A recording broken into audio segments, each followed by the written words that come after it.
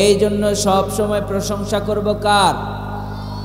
আল্লাহ পরিষ্কার করে বলে দিলেন, নিয়ামতগুলোর প্রশংসা করো, আমি তোদের নিয়ামতগুলোকে বাড়িয়ে দেব। আর যদি কুফরি করো, নিয়ামত তো কেড়ে নেব, আবার শক্ত আযাব ওয়েট করছে। কত বলেন ঠিক কি? এখন প্রশ্ন হতে পারে, রব্বুল আলামিন আপনাকে আমাকে কতগুলো নিয়ামত দিয়েছেন, কখনো গুনেছেন নাকি?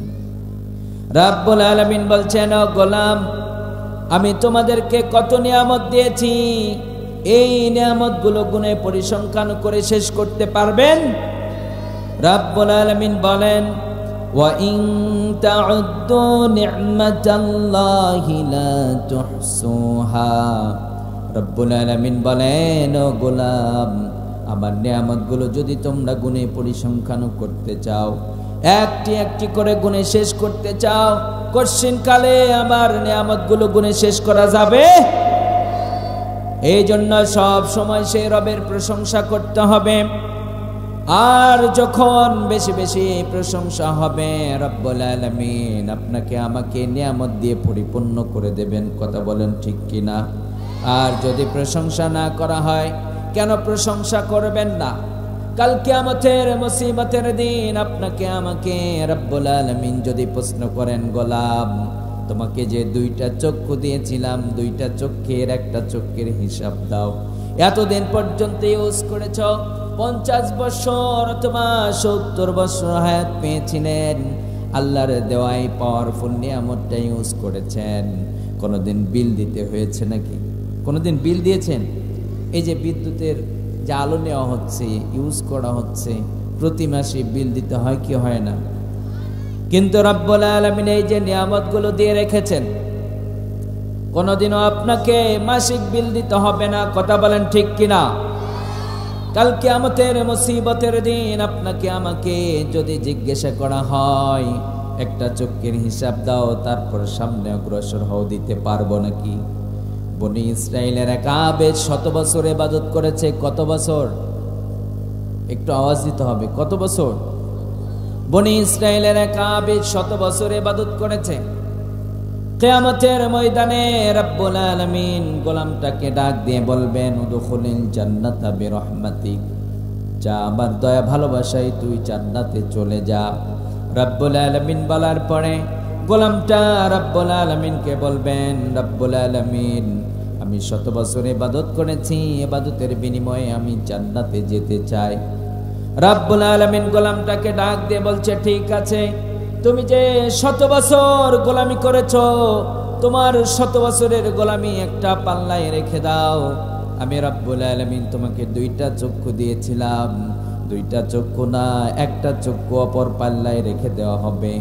100 বছরের ইবাদত এক পাল্লায়, অপর পাল্লায় গোলামটার একটা চক্ষু রেখে দেওয়া হয়েছে। যখন ফেরেশতারা ওজন দেবে, ওজন দেওয়ার পরে দেখা গেল রব্বুল আলামিন তার দেওয়া পাওয়ারফুল একটা চক্ষের পাল্লাই ভারী হয়ে গেছে। আল্লাহু আকবার। রব্বুল আলামিন এইবার গোলামটাকে ডাক দিয়ে বলে, গোলাম, আর জান্নাতে যাইতে পারবি না, এখন তোর ফয়সালা, তুই জাহান্নামে চলে যা। গোলামটা চোখের পানি ছেড়ে দিয়ে রব্বুল আলামিনকে ডাক দিয়ে বলবেন, রব্বুল আলামিন, আমি ভুল করেছি, আমি বুঝতে পারি নাই, আপনি আমাকে ক্ষমা করে দেন। রব্বুল আলামিন গোলামটাকে ডাক দিয়ে বলবে, গোলাম, তুমি কেন 100 বছর, কেন 1000 লক্ষ কোটি বৎসর যদি কেউ ইবাদত করে, যত বড়ই আবেদক হোক, যত বড়ই দার্শনিক হোক, যত বড়ই শাইখুল হাদিস হোক, আমি রবের দয়া ছাড়া কোনো ব্যক্তি আমার জান্নাতে প্রবেশ করতে পারবে না। কথা বলেন ঠিক কিনা? আল্লাহর দয়া ছাড়া কেউ জান্নাতে যেতে পারবে? ক্ষমতা আছে? এই জন্য সব সময় সেই রবের প্রশংসা করার দরকার আছে না নাই? যত প্রশংসা করবেন আল্লাহ নিয়ামতকে বাড়িয়ে দেবেন। অল্পতে যা পেয়েছেন, কি পেয়েছেন আর কি হারিয়েছেন এই হিসাব বাদ দেন, যা দিয়েছে আলহামদুলিল্লাহ। আত্মতৃপ্তি দেবেন একজন, তিনি কে?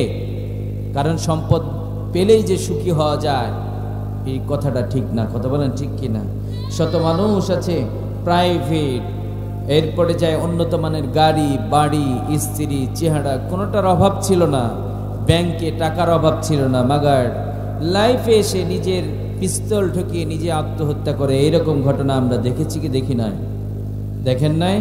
দেখেছেন?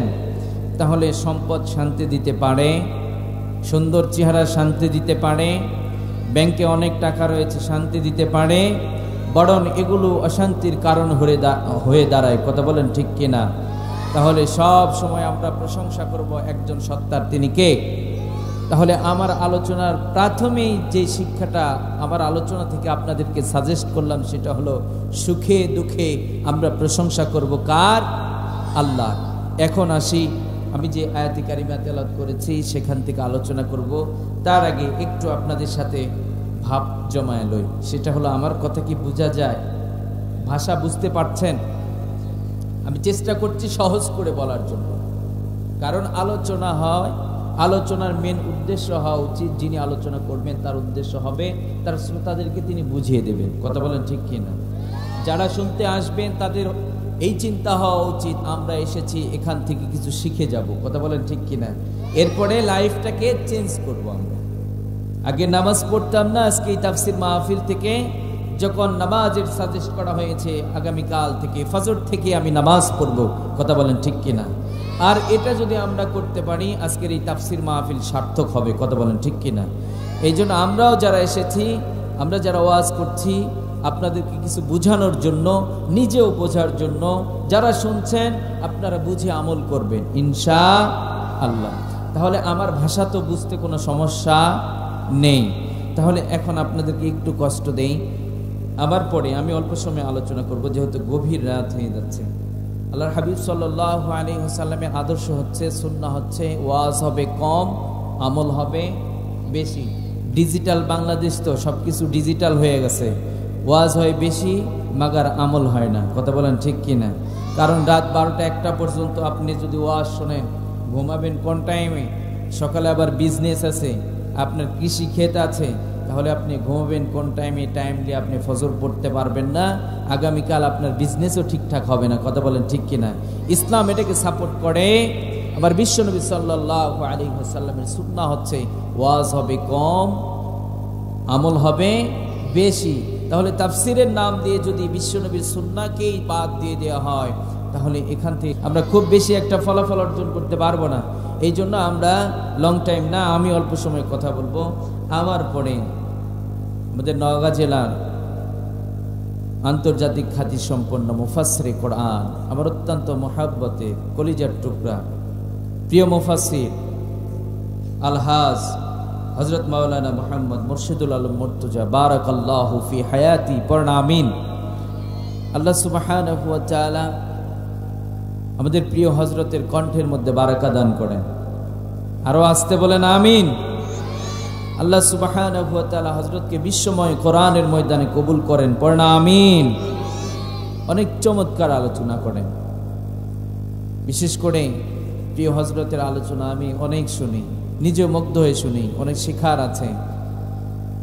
উনি যখন আলোচনা করবেন দেখবেন কোরআনের তাফসিরের সাথে আপনার বর্তমান বাংলাদেশের প্রেক্ষাপট কি চলছে, কোরআন কি সাজেস্ট করছে আর চলছে কি, এটা আপনি বুঝতে পারবেন, এটা বুঝতে সক্ষম হবেন। কোরআন তো এসেছে আপনাকে বুঝিয়ে দেওয়ার জন্য। কথা বলেন ঠিক কিনা? কারণ কোরআন হচ্ছে ন্যায় আর অন্যায়ের মধ্যে পার্থক্য করে দেয়। কথা বলেন ঠিক কিনা? আপনি এটা একটা কাজ করছেন, এটা কি ন্যায় না অন্যায়, এটা বুঝবেন কি দেয়া? কোরআন দিয়ে বুঝতে হবে। কথা বলেন ঠিক কিনা? হুদাল লিন্নাস ওয়া বাইয়িনাতিম মিনাল হুদা ওয়াল ফুরকান, এটা মানুষের জন্য হেদায়েত আর ন্যায় আর অন্যায়ের মধ্যে পার্থক্য করে দেয় কোরআন। কথা বলেন ঠিক কিনা?